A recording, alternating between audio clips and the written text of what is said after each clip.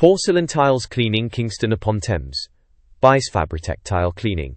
Porcelain tiles in Kingston upon Thames. Stained, dull and hard to maintain.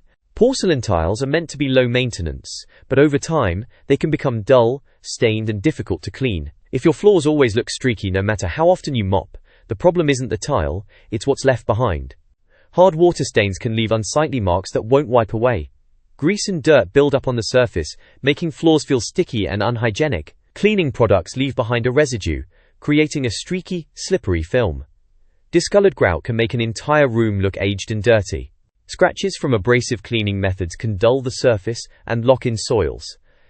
We provide professional deep cleaning designs to eliminate these problems. We remove stubborn stains, strip away product buildup, and restore the tile's natural finish.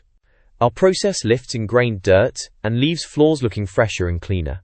We restore grout color and protect it from future staining. We ensure your tiles are left with a non-slip finish, improving both safety and appearance. The result? Porcelain tiles that look better, feel cleaner, and stay that way longer.